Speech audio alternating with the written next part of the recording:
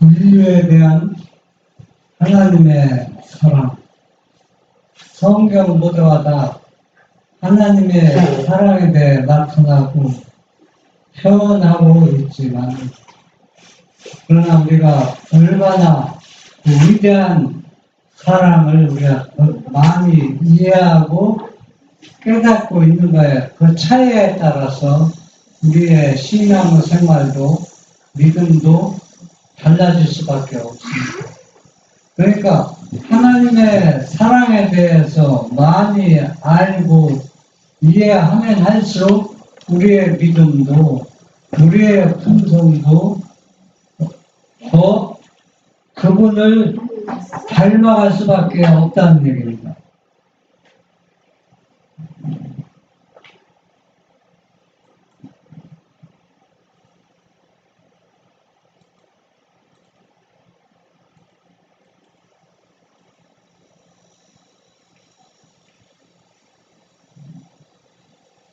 요한복음 1장 18절 원래 하나님을 본 사람이었을 때 아버지 품속에 있는 독생하신 하나님이 나타나셨느니라.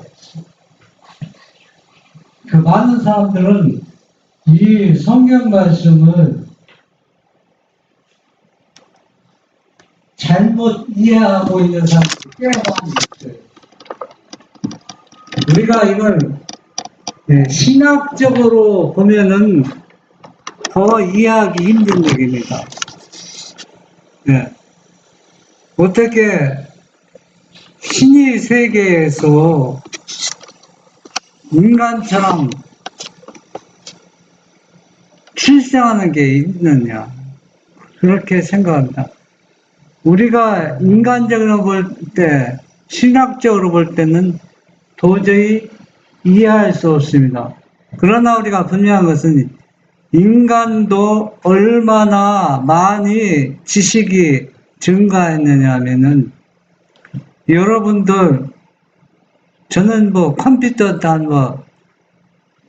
하나 알지 못하지만은 컴퓨터를 이용해서 꽤 많은 것들을 정보를 얻고 수집하고 있습니다. 또 어린아이가 엄마의 뱃속에서 딱 아기로 이 땅에 태어나면은 처음에 태어날 때는 말을 못합니다. 말을 못하지만은 그 어린아이의 유전자 속에는 4,000 단어를 이해하고 소화할 수 있는 그 능력을 가지고 태어난다는 얘기입니다. 4,000 단어면 어떠니까? 꽤 많은 단어를 소화시킬 수 있다는 얘기입니다. 그러나 겉으로 표현하지 못한다는 얘기입니다. 이것들을 우리가 인간적으로 생각할 때 도저히 이해할 수 없는 일들인데, 과학이 발전하다 보니까 이것도 이해하게 됐다는 얘기입니다. 그런데 예수님이 아버지 품속에서 태어났을 때 인간처럼 아기로 태어나는 건 절대 아니라는 얘기입니다. 그러니까 쉽게 이해할 수 있는 것은 엄마 뱃속에서 아기가 태어나는 것과 차원이 완전히 다르다는 얘기입니다. 그러니까 예수님은 아버지 품속에 태어났을 때 인간처럼 자라나는 과정을 가질 필요가 없어요. 하나의 독립개체만 이루어졌을 뿐입니다. 독립개체만. 그렇기 때문에 품속에 있을 때도 아버지의 사상과 모든 것을 다 소화하고 알 수 있는 것들을 이제는 출생해서 하나의 개체가 분리되면은 아버지 그 권능과 똑같다는 얘기입니다. 인간처럼 자라나고 뭐는 그 과정을 거치지 않으니까. 그러니까 사람들 신학적으로는 그렇게 생각하지 않습니다. 예? 시작이 있다는 얘기다. 그러니까 여기는 아버지 품속에서부터 하나님의 아들입니다. 품속에서. 그것을 밖으로 나와서 개체가 분리된 것 뿐이라는 얘기입니다. 그러니까 생각과 사상은 아버지가 일치하지만은 개체는 아버지 개체, 아들 개체가 따로 있다는 얘기입니다. 분명히. 그것은 선지자가 분명히 얘 개체가 따로 있다고 분명히 얘기하고 있기 때문에 우리가 그것을 믿음으로 받아들이는 것입니다. 그렇기 때문에 아버지 품속에서 나온 이 아들 예수 그리스도만이 누구를 알 수 있다는 얘기예요. 아버지 사상과 사랑을 정확하게 알고 표현할 수 있다는 얘기입니다.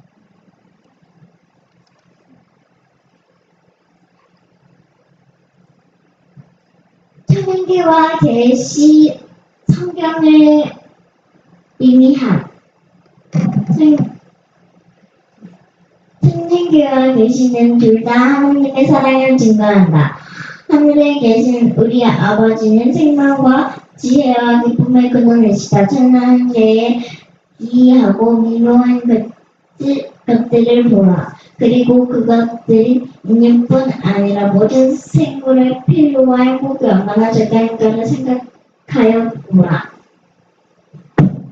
온 땅을 비추는 일광과 적시는 우로 산과 바다와 들, 이 모든 것은 조물주의 사랑을 우리에게 말하고 있다. 하여 모든 피조물의 날마다의 필요를 공급하여 주시는 이는 하나님이시다. 예. 사람들은 하나님을 믿지 않지만 거의 다 모든 사람들이 하나님이 있다고 인정을 합니다. 믿지는 않지만 대부분이. 그래서 이 세상 만물이 저절로 이루어지고 있는 것은 없어요. 비가 뭐 저절로 내립니까? 태양이 저절로 비칩니까? 이런 것들은 다 누가 다 하고 있어요.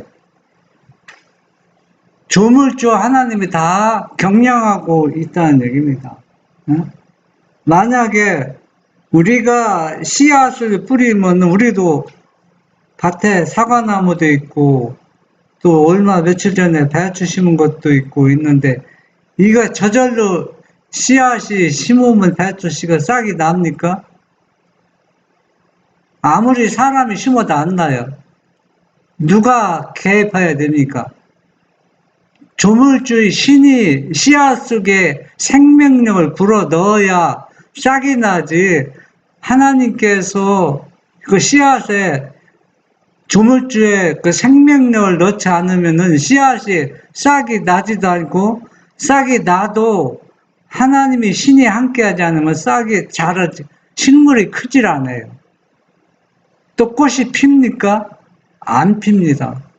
이런 것들이 다 천연계 계시를 통해서 분명히 하나님이 계시다고 증거하고 있지만은, 그러나 이것을 올바로 이해하고 있는 사람들이 많지 않다는 얘기입니다. 그래서 일반 계시, 천연계 계시와 성경은 다 누구를 증거하고 있느냐면 조물주 하나님을 증거하고 있다는 얘기입니다. 수행의 가운데 이런 아름다운 구절이 있다. 중생의 눈이 주를 악망하오니 주는 때를 따라 저희에게 생물을 주시며 손을 펴사 모든 생물의 소원을 만족해 하시나이다. 사람들은 이렇게 생각해요. 내가 돈 벌고 내가 노력해서 먹고 사는데 무슨 하나님이 함께 하시냐고. 그러나 이제 마지막 때 하나님이 은혜가 이 지상에서 걷어 올라가면은 이 지상은 어떻게 된다고 했어요? 씨앗 뿌려도 싹이 안 나고 사람들이 얼마나 악해지는지 사단의 본성이 사람들 통해서 이 천연계를 통해서 다 드러나는 겁니다. 그러니까 지금 이 천연계나 우리가 사는 것은 우리가 노력해서 저절로 사는 것 같지만 내 의와 내 노력으로 먹고 사는 것 같지만 그러나 이 속에는 누가 함께하고 있다는 얘기예요. 하나님이 사랑이 함께하고 있기 때문에 인간이 이 땅에서 존재하고 있다는 얘기입니다. 우리나라가 어떻습니까? 여러분 우리나라에 대해서 한번 생각해 봤습니까? 네, 우리나라 땅이 좁습니다. 좁고 인구 밀도가 매우 높기 때문에 좁은 지역에서 사람이 너무 많이 살고 있어요. 그런데 왜 이 좁은 땅에 들보다 뭐가 많아요? 평지보다 산이 많잖아요. 그러면 왜 산이 많은지 생각해 봤어요? 만약에 우리나라도 미국처럼 평야가 그냥 몇백만 이렇게 넓고 산이 없다면 아마 우리나라 사람들 다 병들어서 죽었을 거예요. 바다도 삼면에 바다가 없었다면. 그러니까 삼면에 바다고 산이 높다는 얘기는 하나님의 섭리입니다. 우리나라 사람들을 건강하게 살기 위해서 산이 많고 삼면에 바다가 있다는 얘기입니다. 이것도 무엇입니까? 하나님의 섭리와 하나님의 천연계 계시라는 얘기입니다. 그런데 이렇게 생각하는 사람들이 얼마나 많이 있을까요?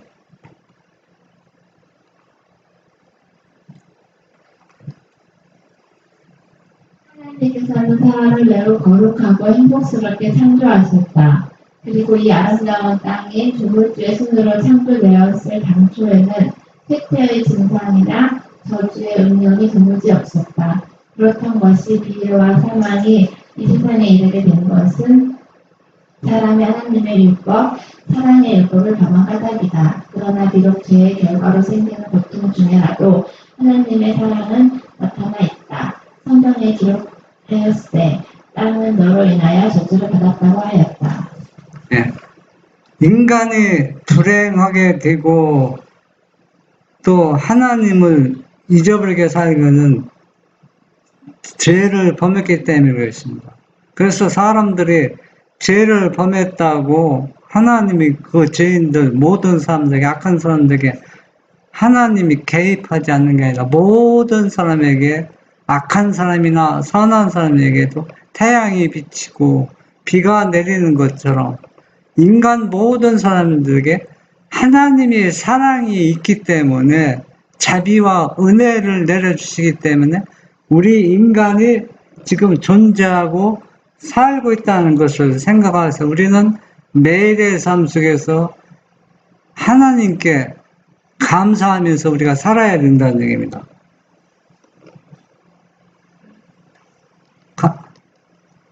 가시덤불과 엉겅퀴, 사람의 생애를 괴롭게 하고 근심케 하는 고난과 시련도 죄가 빚어낸 맥락과 특패에서 사람을 구원하시는 하나님의 경륜에 필요한 훈련의 한 부분으로서 사람의 유익을 위하여 마련된 것이다. 이 세상이 비록 타락하기는 하였으나 모두가 슬픔과 비애 뿐만은 아니다. 천년 그 자체 가운데서 희망과 위안의 기별을 찾을 수 있다. 엉겅퀴도 꽃이 피고 가시덤불에도 장미꽃이 덮이온다. 천연계 속에서 죄악으로 많이 망가졌지만 그러나 이 가운데도 하나님의 사랑과 또 영광이 천연계를 통해서 많이 볼 수 있습니다. 가시덤불과 엉겅퀴 이것도 죄가 어떠한 것을 가져왔는지 그것을 우리에게 교훈을 주고 보여주기 위해서 존재하고 또 아름다운 꽃도 많이 있잖아요. 다 가시덤불과 엉겅퀴만 있다면 얼마나 불행하겠어요.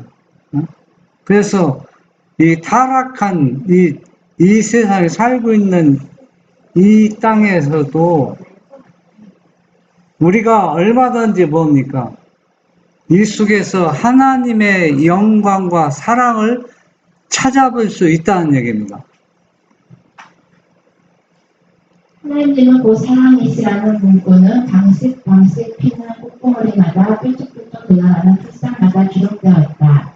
공중을 지고 노래로 충만케 하는 아름다운 새들, 향기를 풍기는 외면하고 고운 꽃들, 잎이 청청하게 무성한 수풀의 교목들, 이 모든 것은 우리 하나님의 인정있고 자부적인 권고와 그 자녀를 행복되게 하시려는 그의 갈망을 증거하는 것이다.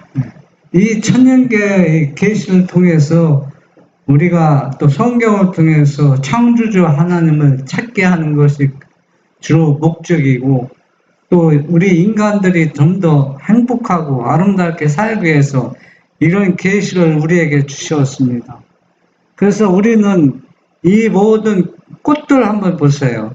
꽃이 노란 꽃, 빨간 꽃, 파란 꽃, 여러 가지 아름답게 꽃들이 있고, 꽃잎이 다 이렇게 보면 거기에서 누구의 하나님은 사랑이라는 걸 표현하고 있습니다. 그리고 또 새들도 어때요?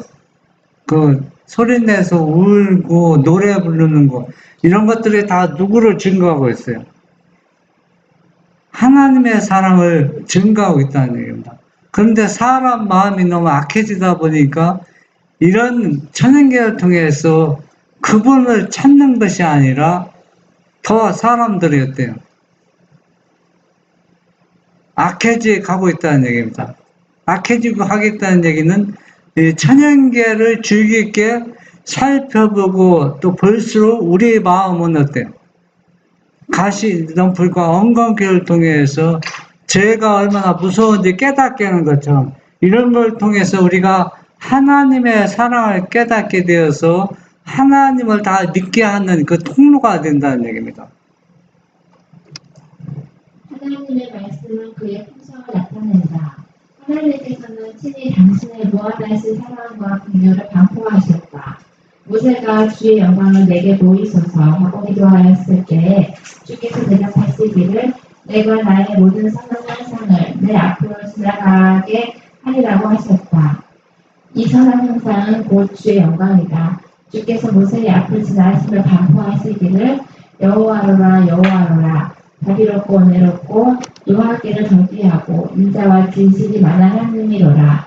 인자를 천대까지 베풀며 악과 과실과 죄를 용서하나 하셨다.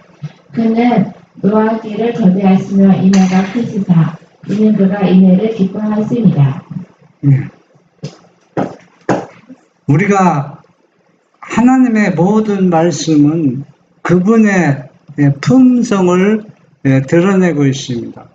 우리는 그냥 성경을 그냥 통독하는 식으로 읽는 것이 아니라 그분의 사상과 그분의 섭리가 무엇인지 그 말씀을 통해서 우리가 경험을 해야 되는데, 그냥 뭐 읽어버리면은 거기에서 그분의 품성을 하나도 우리 마음속에 들어올 수가 없습니다.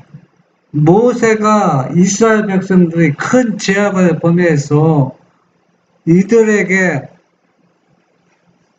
어떤 큰 재앙을 낼 수밖에 없을 때 이 모세는 하나님에게 기도합니다. 하나님의 영광을 보여달라고. 하나님의 영광을 보여달라고 하는 것은 모세가 이스라엘 백성과 하나님 사이에 중재를 지금 하고 있는 것입니다. 왜?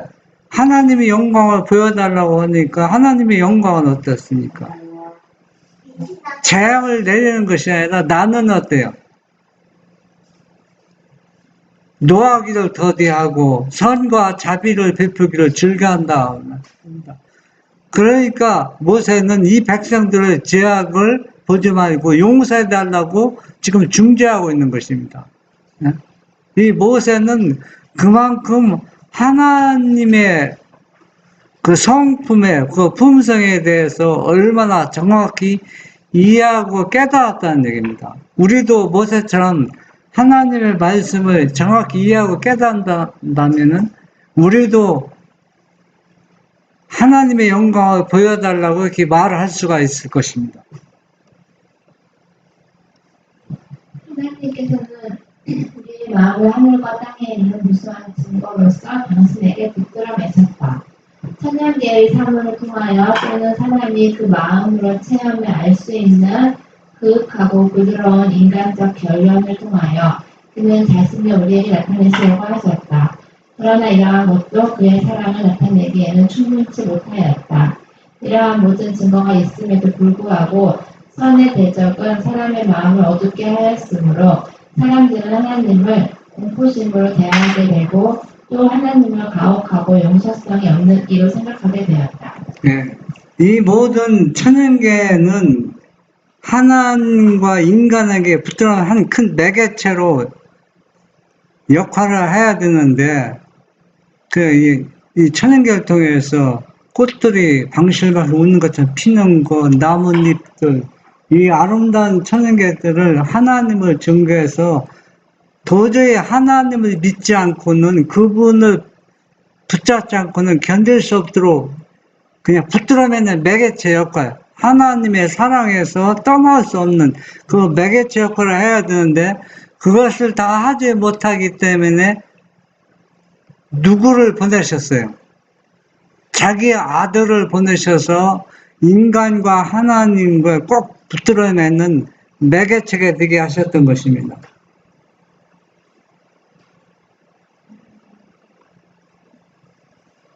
사단은 하나님의 아들께서 하늘에서 강림하신 것은 하나님 아버지를 나타내시기 위함이었다. 본래 하나님을 본 사람이 없으되 아버지 품속에 있는 독생하신 하나님이 나타나셨느니라. 아버지 외에는 아들을 아는 자가 없고 아들과 또 아들의 소원대로 계시를 받는 자 외에는 아버지를 아는 자가 없느니라. 제자 중 한 사람이 아버지를 우리에게 보여주옵소서 하고 요청하였을 때 예수께서 대답하시기를 빌리가 내가 이렇게 오래 너와 함께 있으되 네가 나를 알지 못하느냐. 나를 본 자는 아버지를 보았거늘 어찌하여 아버지를 보이라 하느냐 하셨다. 예, 제가 처음에 시작할 때 약간 그 말씀을 드렸는데, 천연계를 통해서 아버지 하나님과 인간을 붙들어 매는 매개체를 해야 되는데, 그걸 제대로 이루어지지 않았기 때문에 제2단계로서 자기의 아들을 보내셔서 아버지와 이 인간을 예수님의 아들을 통해 꼭 붙들어매는 매개체. 붙들어매면은 어때요? 떨어질래 떨어질 수 있고 분리될 수가 없어요. 하나가 되게 하신 겁니다. 그런데 여기 보면은 아버지 품속에 있는 독생하신 하나님이 나타나는데 아버지 이에는 아들 아는 자가 없고 아들과 또 아들의 소원대로 계시를 받은 자에는 아버지를 아는 자가 없느니라. 그러니까 예수님을 본 사람은 누구를 본 것도 아버지를 본 사람과 똑같습니다. 왜? 예수님이 누구 품속에서 나왔어요? 아버지 품속에서 나왔다는 얘기입니다. 아버지의 품속에서 나왔다는 얘기는 시작이 있다는 얘기가 아닙니다. 이미 품속에서도 아버지가 똑같은 사상을 가졌는데 제 얘기 잘못하면 오해의 소지가 있는데 인간도 아기로 태어나면 4천 단어를 소화할 수 있다고 그래요. 이해하고 깨닫는 얘기입니다. 겉으로 말로 표현은 하지 못하지만 그 유전자를 통해서 그게 이제 검증이 됐잖아요. 사람들이 발견하게 됐는데 예수님께서 이 땅에 태어나기 전에 인생을 오셔서 아들이 된 것이 아니라 이미 본래 하늘에 계셨을 때에도 예수님은 아버지 품속에서 나온 하나님의 아들이었다는 얘기입니다. 그래서 이 아들은 시작과 끝이 없는 거예요. 인간과 차원이 완전히 다른 그 출생입니다. 그렇기 때문에 이 예수님처럼 아버지를 정확하게 이해하고 표현할 수 있는 존재는 아무도 없다는 얘기입니다. 천사도 몰라요. 왜? 천사도 아버지 품속에서 나온 존재가 아닙니다. 아버지 품속에서 나온 존재는 누구뿐이 없어요. 예수님 한 존재라는 얘기입니다. 그렇기 때문에 나를 본 사람은 누구를 본 거나 똑같다. 아버지를 본 거나 똑같다고 예수님은 말씀하고 있습니다. 그런데 오늘날 신학에서는 이 말씀을 그대로 받아들이지 않습니다.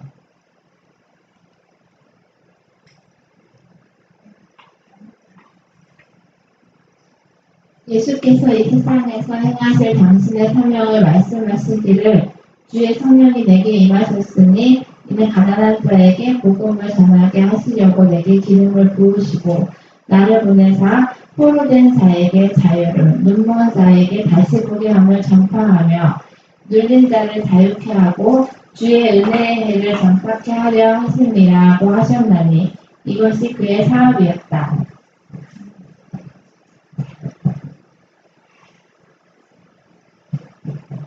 그는 두루 다니시며 선을 행하시고 사단에게 눌린 모든 자를 고쳐주셨다. 병자의 짖는 소리가 아무 집에서도 들리지 않는 촌락들도 있었나니 이는 예수께서 그 가운데로 지나시며 그들의 병을 고쳐주신 까닭이었다. 그의 사업은 그가 기름 부음 받은 증거가 되었다. 예. 제가 그 이해의 신에 보면은 이런 말씀이 어떤 책인가 내가 기억은 나지 않는데 내용을 기억하고 있습니다. 엄마들이 죽은 자기 아이들을 가슴에 품고 예수님께 막 달려오는 겁니다. 그러니까 자기 아기가 죽었기 때문에 그 아이들 예수님이 다 살려주는 겁니다. 그러니까 예수님께서 인선 쓰고 이 땅에 오신 것은 아버지의 사랑을 더 정확하게 표현하기 위해서 아버지의 성품을 품성이 어떤 분인가 보여주기 위해서 이 땅에 오셔서 불행한 죄로 인해서 망가진 이 인간들을 어떻게 살리고 구속하는 것을 예수님이 그것을 보여주고 있다는 얘기입니다.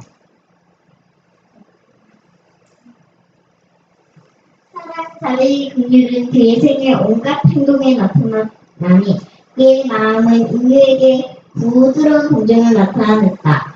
그는 사람의 소원을 풀어주기 위해서 인생을 쓰셨다. 아무리 가련하고 비천한 자라도 그에게 가까이 나아가기를 두려워하지 아니하였다. 비록 작은 아이들이라도 그를 잘 따랐다. 저들은 그의 무릎 위에 올라 앉아서 인사하시고 사려 깊으신 그 얼굴을 쳐다보기를 좋아하였다. 예, 인간은 많이 망가지고 또 볼품없는 존재가 되었지만 인간보다 더 불쌍하고 더 연약한 존재들이 많이 있잖아요. 여러분 개미 같은 거 그렇잖아요.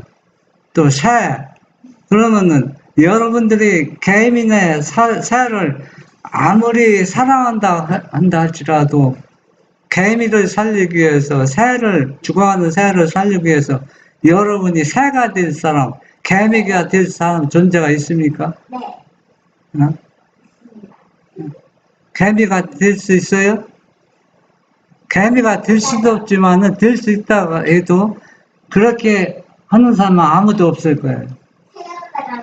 그러나 예수님은 이 불쌍한 이 죄인들을 구속하기 위해서 신이 내 능력자가 하나의 아주 연약한 죄인과 똑같은 인성을 취하시고 이 땅에 오셨다는 거 우리가 아무리 성경을 연구하도 이해하기 힘든 일입니다.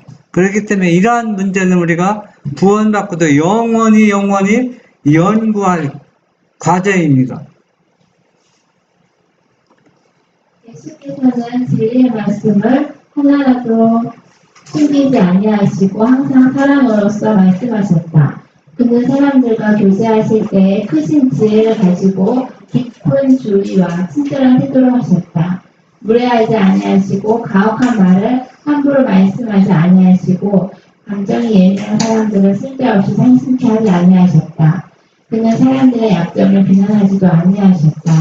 그는 진리를 말씀하실 때 항상 사랑으로서 하셨다. 그는 외식과 불신과 불의를 단연히 견책하셨다.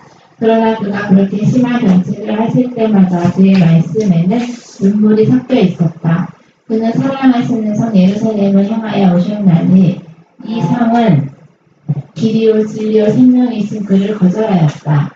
저들은 구주이신 그를 배척하였지만 그는 저들을 불쌍하게 여기셨다. 예수님은 인성을 쓰시고 인격적으로 이 땅에 사람들과 섞여서 생활하는 모습을 보면은 아무도 예수님을 만나서 부담스럽고 어렵게 생각하는 사람 없습니다. 어린아이도 좋습니다.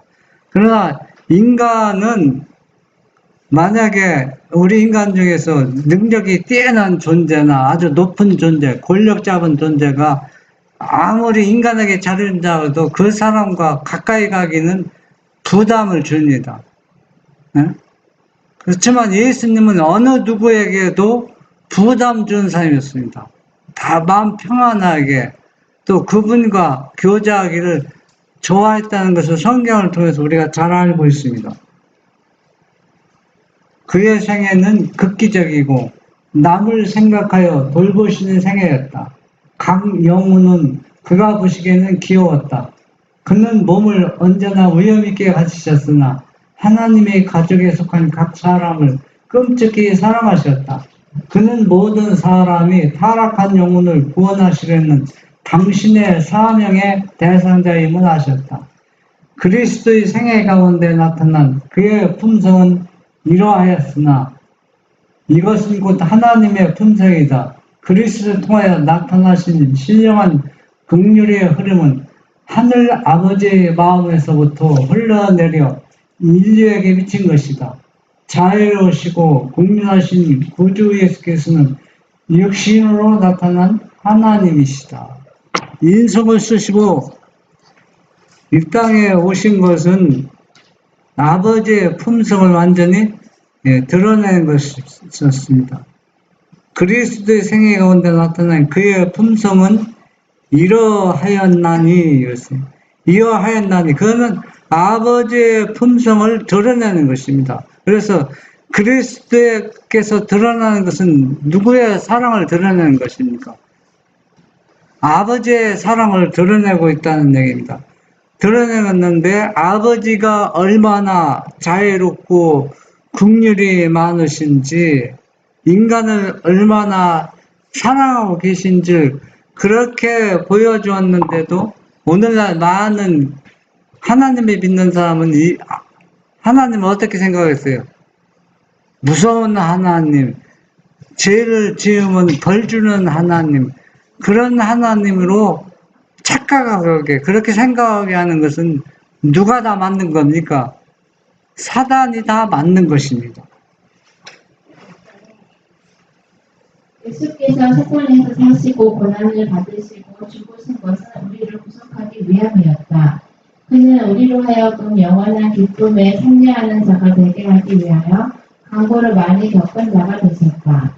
하나님께서는 은혜와 진리가 충만하신 당신의 사랑하신 아들이 무한히 영광스러운 생애로부터 죄로 인하여 생산되고 쇠퇴되고 사망과 저주의 운명으로 어두워진 세계로 내려오심을 용납하셨다. 그는 당신의 아들로 하여금 당신의 사랑의 품과 천사의 존숭을 떠나서 수치와 능력과 압제와 증오와 사망을 당하시기를 허락하셨다. 그가 징계를 받음으로 우리가 평화를 누리고 그가 채찍을 맞음으로 우리가 나음을 입었도다. 네. 여러분의 품속에서 나온 자식을 여러분 사지로 몰아 넣을 수 있으니까 부모들은 쉬운 일이 아닙니다.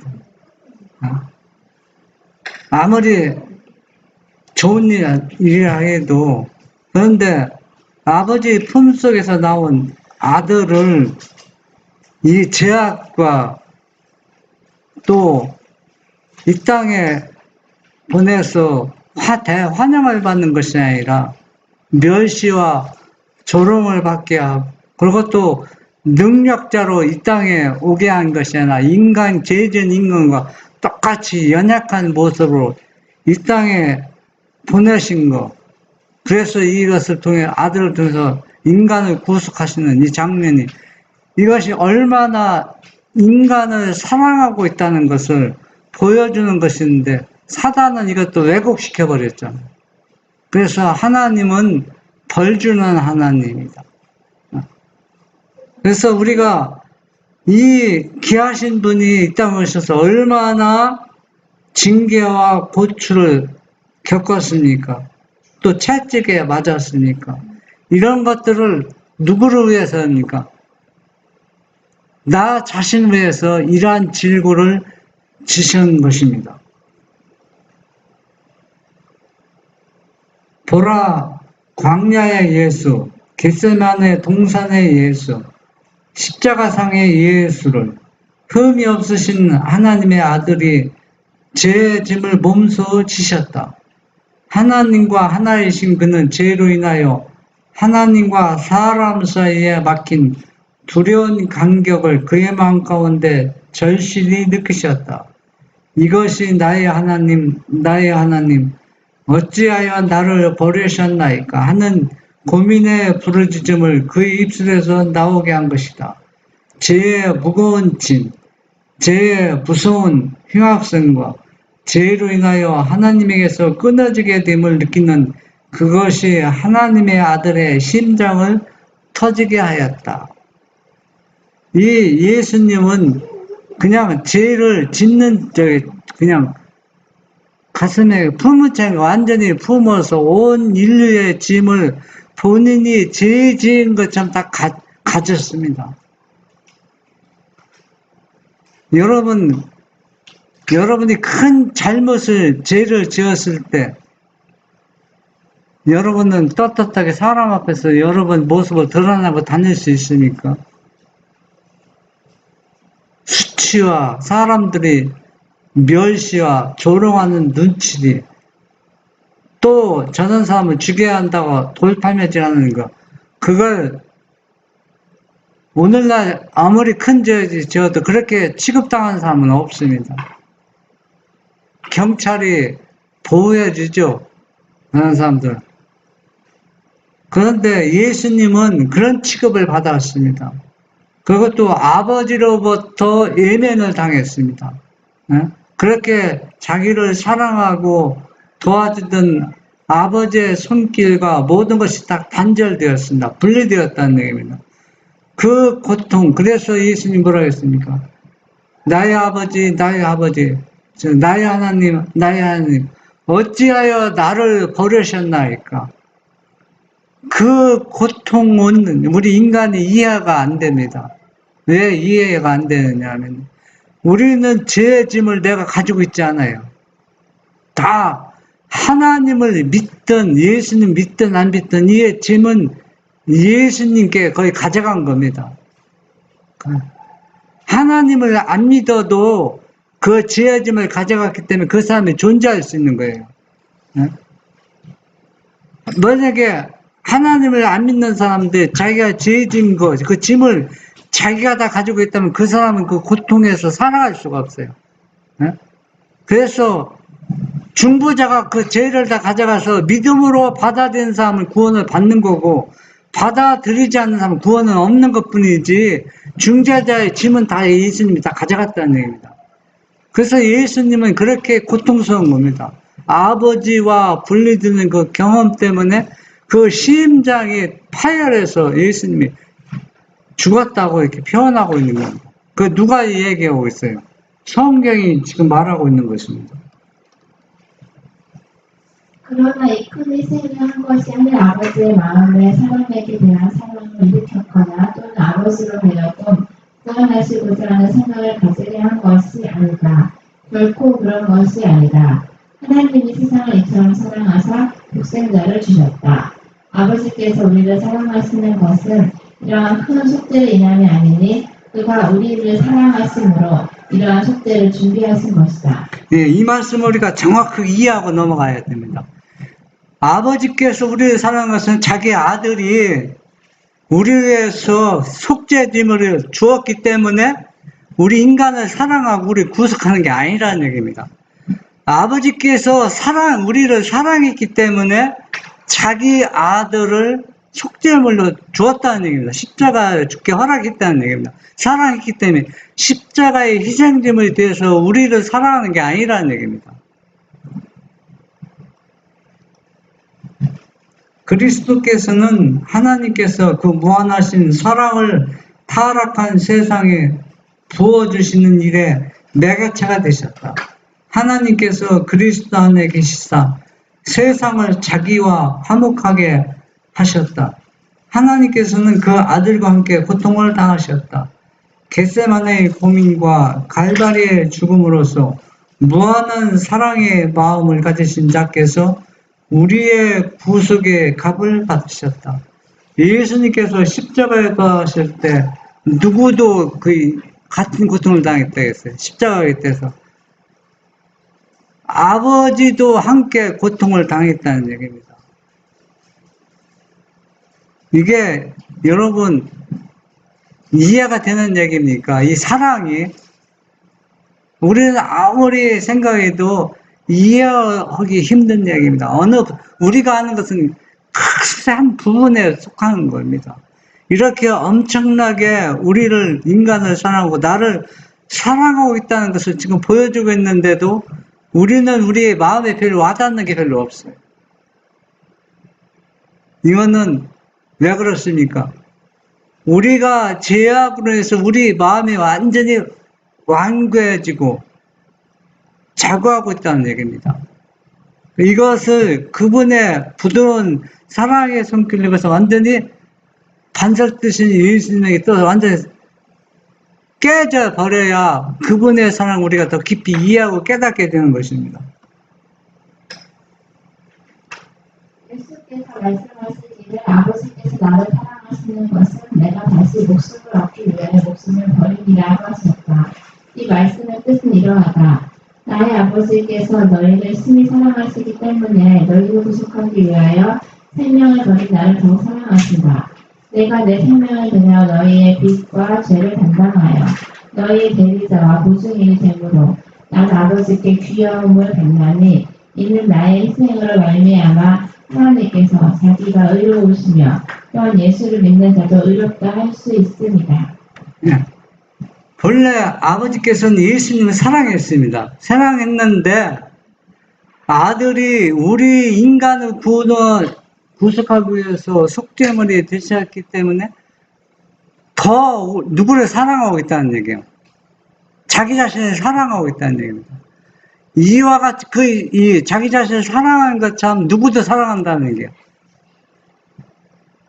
우리 모든 예수님을 믿음으로 받아들이는 모든 인간을 아버지께서 자기를 사랑한 것처럼 사랑하고 있다는 것을 우리에게 말해주고 있는 것입니다. 하나님의 아들 밖에는 아무도 우리의 구속을 완성시킬 수 없나니 이는 아버지의 품에 있는 자만이 능히 아버지를 나타낼 수 있습니다. 오직 하나님의 사랑의 높이와 깊이를 아는 자라야 그것을 드러낼 수 있는 것이다. 타락한 인류를 위하여 그리스도께서 드리신 무한한 희생이 아니고는 잃어버린 인류에 대한 하나님의 사랑을 표현할 수 없는 것이다. 예. 우리는 이 말씀을 우리가 정확하게 이해하고 또 정확하게 우리가 이 진리를 전달해야 됩니다. 그래서 오직 아버지 품속에서 나온 인간만이 하나님의 사랑을 알고 또 그분의 구속 사업을 알고 죄를 회개하고 또 용서받게 하는 것입니다. 누가? 예수님을 통해서만. 그런데 성령의 도움 없이는 회개할 수 없다는 거, 이거는 다 사단이 장난하고 있습니다. 그 성령은 우리로 해서 속죄물이 되신 예수님이 부활해서 다시 살아나셔서 그 영을 얘기하는 겁니다. 그분의 부활하신 그분의 영, 그 성령을 도움이 있어야 우리가 죄를 회개하고 또 아버지 앞에 나갈 수 있는 것입니다. 그러니까 예수님과 관계없는 성령은 다 누구냐면 사단의 영입니다. 사단이 만든 거라는 얘기입니다. 우리가 이것을 바르게 이해하지 못하면은 이 구속은 올바로 믿는 게 아니라는 얘기입니다. 하나님이 세상을 이처럼 사랑하사 주셨다. 하나님께서 그를 주신 것은 다만 인류 가운데 사시고 인류의 죄를 담당하시고 인류의 희생 제물을 주게 하신 것만이 아니다. 그는 그 아들을 타락한 인류에게 아주 주셨다. 그리스도께서는 인류의 이익되는 것과 필요한 것들을 당신의 것으로 여기시는 것이다. 하나님과 하나이셨던 그는 도무지 끊을 수 없는 줄로 그 자신을 인류에게 붙들어 매셨다. 예. 예수님과 하나님은 끊을 수 없는 하나의, 어떻게 끊을 수가 없어요. 누구도, 아무도. 그와 같이 자기 아들을, 우리를 구속하기 위해서 아들을 주셨기 때문에 우리도 이 아들을 통해서 하나님과 하나의 한 매개체가 돼서 누구도 이것을 끊을 수가 없는 것입니다. 예. 그래서 인류를 자기 아들을 통해서 우리를 완전히 하나님의 자녀로 붙들어 냈다는 얘기입니다.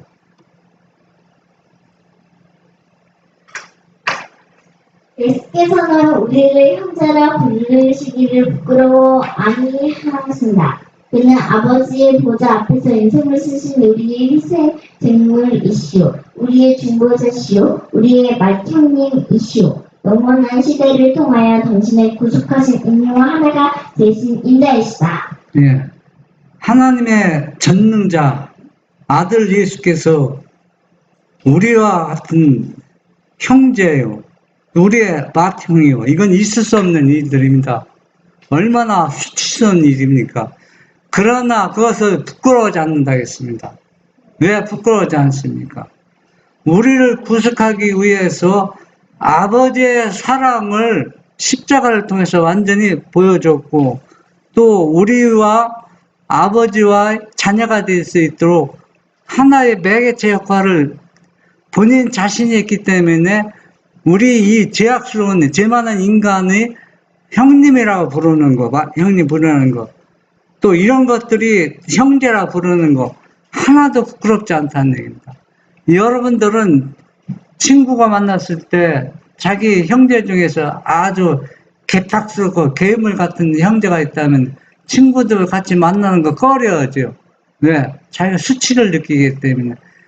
그러나 예수님은 그런 수치를 하나 느끼지 않고 오히려 우리를 사랑으로 감싸면서 나는 너와 형제다. 내가 너의 맏형님이다. 이렇게 당당하게 말할 수 있는 것. 여러분, 그 위대한 사랑을 우리가 얼마나 이해할 수 있을까요? 우리의 구속을 위하여 갚으신 대가 곧 그 아들을 주사 우리를 위하여 죽게 하신 하늘 아버지의 희생은 그리스도를 통하여 우리가 어떠한 자가 될 수 있다는 것에 고상한 관념을 우리로 가지게 하는 것이다. 성신의 감동을 받은 사도 요한은 멸망할 인류에 대한 하나님의 사랑의 높이와 깊이와 넓이를 보았을 때에 찬탄과 존경의 마음이 충만하여 이 사랑의 위대함과 그윽함을 표현할 적당한 언사를 찾지 못하여 세상을 향하여 보라고 부르짖었다. 우리도 사랑의 제자 요한처럼 이 위대한 사랑을 어떻게 우리가 표현하고 말할 수 있을까? 또 이 희생과 이 사랑을, 이런 마음들이 물밀처럼 우리 마음속에서 밀려와서 우리가 하나님의 말씀을 큰 감동을 받아야 되는데, 우리가 이러한 감동받는 말씀이 되도록 우리가 기도 많이 해야 할 것입니다. 올해 아버지께서 어떠한 사랑을 우리에게 주사 하나님의 자녀라 일컬음을 얻게 하셨는고 이것은 사람을 얼마나 가치 있게 보시는가. 범죄로 말미암아서는 인류가 사단의 백성이 되었으나 그리스도의 속죄의 희생을 믿음으로 말미암아 아담의 자손들이 하나님의 자녀가 될 수 있는 것이다. 그리스도께서 인성을 쓰심으로 인성을 보상하게 하셨다. 타락한 인류가 그리스도를 더불어 연합함으로 과연 하나님의 자녀라는 명분을 가지기에 합당한 처지에 있게 되었다. 예, 우리가 타락하기 전 아담을 사랑하신 것보다 타락한 후에 믿음으로 예수님을 자기 아들 믿는 사람들 더 많이 사랑하고 있다는 겁니다. 이 말씀을 잘못하면 오해의 죄가 있는데 우리가 말씀대로 잘 이해하기를 바랍니다.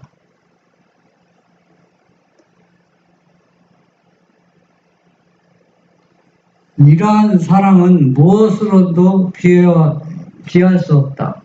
하늘나라의 왕의 자녀, 또 귀한 허락, 이는 가장 깊이 명상할 제목이다. 당신을 사랑치 않는 세상을 사랑하는 하나님의 무한하신 사랑. 이러한 생각은 우리의 심령을 부드럽게 하며 우리의 마음을 사로잡아 하나님의 뜻에 순종하게 한다. 우리가 하나님의 품성을 십자가에 비추어서 연구할수록 그의 자비와 온유와 공평과 위로 섞인 사유를 깨닫게 되는 것이요. 또한 그의 무한하신 사랑의 무수한 증거, 자기의 불순종하는 자녀에 대한 자모의 예정보다도 뛰어난 인정 깊은 자애를 느끼게 되는 것이다. 우리가 오늘 정례에 있는 정로 계단에 있는 말씀을 우리가 살펴봤는데 우리가 이 말씀을 통해서 그분의 사랑을 깊이 명상하고 명상할수록 우리가 그분을 믿지 않을 수가 없습니다. 우리 마음에 부드럽고 또 그분의 품성을 나눠받음으로 인해서 여기 계신 우리 모두가 다 예수님의 재림할 때 다 반가이 영접하는 우리 모두가 되기를 바랍니다.